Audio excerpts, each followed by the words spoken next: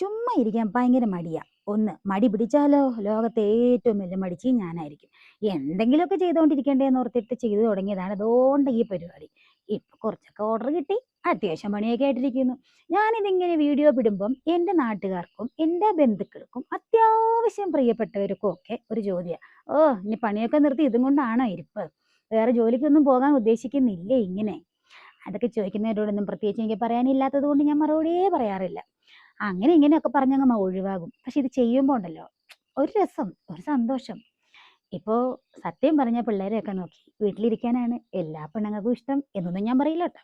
എനിക്കത് ഇഷ്ടം. എന്താണെങ്കിലും ഇങ്ങനെ ഇരിക്കുമ്പം എനിക്ക് ഭയങ്കര സന്തോഷം. ഇതൊക്കെ ഇങ്ങനെ ചെയ്തുകൊണ്ടിരിക്കുമ്പോഴും ചെയ്ത് കഴിഞ്ഞ് കഴിയുമ്പോൾ കാണുന്ന ആ ഒരു ഭംഗിയുണ്ടല്ലോ, അതിന് ഭയങ്കര രസമാട്ടോ.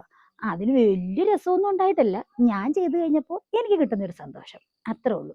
അതെ, ഈ എൻ്റെ വാചകടി കൂടുക എന്ന് പറഞ്ഞ് കംപ്ലൈൻറ്റ് പറയുന്ന ഒരു വീഡിയോ കാണണ്ട കേട്ടോ. പിന്നെ എന്നോട് മിണ്ടാൻ താല്പര്യമുള്ളവർക്കൊക്കെ എന്നോട് മിണ്ടാം. അത് വാട്സപ്പിൽ, സോറി, മെസ്സേജായിട്ട് കമൻ്റായിട്ടൊക്കെ അയച്ചു കഴിഞ്ഞാൽ ഞാൻ വർത്താനം പറയാൻ കൂടാ. എനിക്കാണെങ്കിൽ മിണ്ടാൻ ആരുമില്ലാതെ ബോറടിച്ച് അവസാനം ഡിപ്രഷൻ അടിക്കുന്ന അവസ്ഥയിൽ നിൽക്കുക. അപ്പോൾ കൂട്ടുകൂടാൻ താല്പര്യമുള്ളവരൊക്കെ മെസ്സേജ് അയച്ചോട്ടോ.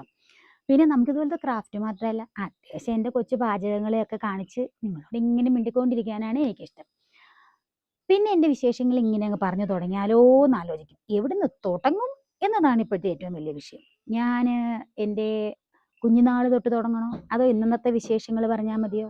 അതെങ്ങനെയാണെന്നുള്ളത് എനിക്കൊന്ന് കമൻറ്റ് ചെയ്യണേ.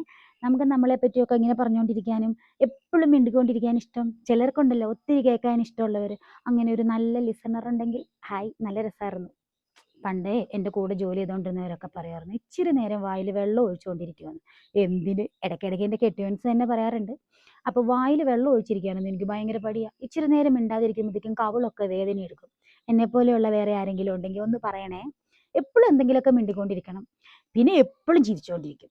എന്തെങ്കിലും മണ്ടത്തരം ആര് പറഞ്ഞാലും ചിരിക്കും.